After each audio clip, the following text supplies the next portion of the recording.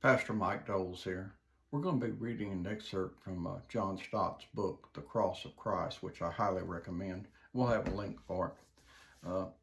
Listen to the message and let it minister to your heart.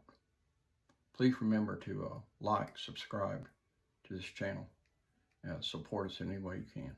God bless you. The Long Silence. Author unknown. If you read John Stott's The Cross of Christ, you've probably read this before.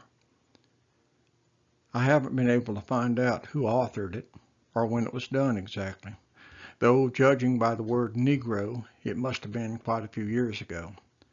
But I do know that it's well worth reading and considering and pondering. I ask that you go to the description on this video, and we'll have a link to where you can buy John Stott's book if you'd like. And also, we'd appreciate it if you'd subscribe and like and comment concerning this beautiful work and give it some consideration. The Long Silence.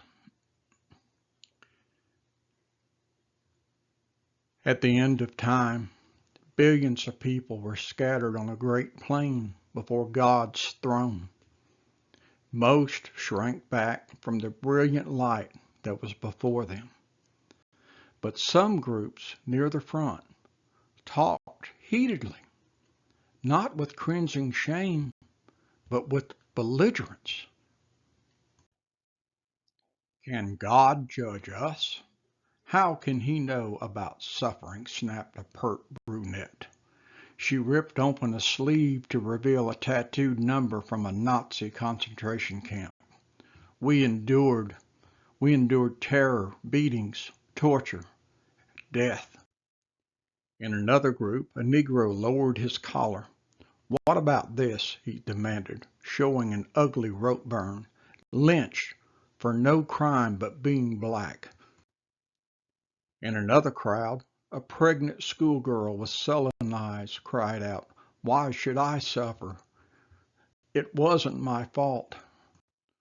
Far out across the plain, there were hundreds of such groups. Each had a complaint against God for the evil and the suffering that he permitted in this world. How lucky God was to live in heaven, where all was sweetness and light, where there was no weeping or fear, no hunger or hatred. What did God know of all that man had been forced to endure in this world? For God leads a pretty sheltered life, they said. So each of these groups sent forth their leader, chosen because he had suffered the most. A Jew, a Negro, a person from Hiroshima, a horribly deformed arthritic, a thalidomide child. In the center of the plain they consulted with each other, and at last they were ready to present their case. It was rather clever. Before God could be qualified to be their judge, he must endure what they had endured.